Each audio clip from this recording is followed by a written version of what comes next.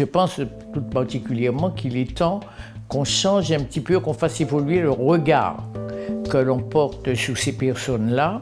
C'est un regard qui est construit à partir de critères très traditionnels. Et je crois qu'il est temps qu'on change de paradigme. Parce que les personnes qui sont aujourd'hui à la retraite, ce sont des gens qui abordent une étape de leur vie avec un récit de vie, un récit culturel.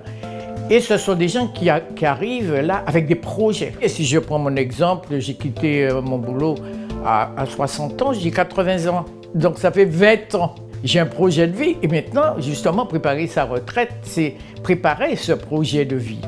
Alors qu'aujourd'hui, les gens se marient, recommencent une vie sentimentale. Et je ne sais pas si vous le savez, mais en fait, quand on regarde les chiffres de Bobigny, par exemple, on se rend compte que ce sont plus les seniors qui demandent le divorce que des jeunes. Moi, j'ai fait partie du CODEPAC, du conseil départemental, etc.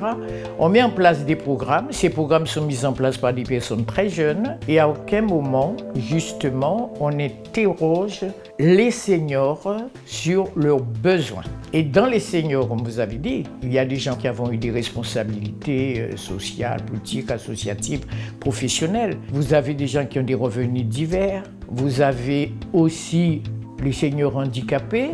Vous retrouvez exactement les mêmes catégories dans cette population.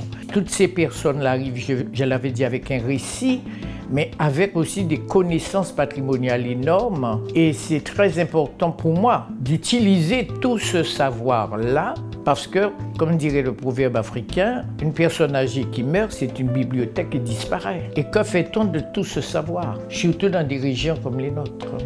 Maintenir le lien social, garder son autonomie le plus longtemps possible, il faut que l'environnement réponde à ces injonctions, alors que l'environnement ne répond pas. Dernièrement, nous avons vu un grand article sur le logement social qui n'est pas adapté à la personne vieillissante. Vous avez un transport qui n'est pas au top en Guadeloupe. On habite Trois-Rivières, on veut aller voir sa bonne copine qui est hospitalisée à Bouillante, on ne peut pas. Les trottoirs des centres-villes, les gens ont peur de sortir parce qu'ils ont peur de se casser le col du fémur. Et les gens l'expriment en ce sens.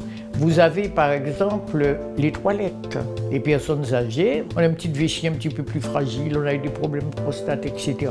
Où sont les toilettes en bonne et due forme correcte? Vous avez par exemple les banques, les services publics, je ne sais pas pourquoi, on voit de moins en moins de sièges, alors qu'il faudrait mettre un petit salon d'accueil. Comment voulez-vous que les personnes arrivent là, il n'y a nulle part pour s'asseoir en attendant son tour? Mais c'est autant de freins qui ne permettent pas à ces personnes-là d'utiliser cette autonomie, de la maintenir, de même que vous avez des prix réduits pour les étudiants. Pourquoi ne pas mettre un prix aussi, réduction pour les personnes âgées? Donc vous voyez, l'autonomie, ça ne se dit pas comme ça parce qu'il faut que les conditions soient remplies pour permettre à ces personnes de vivre correctement cet âge-là.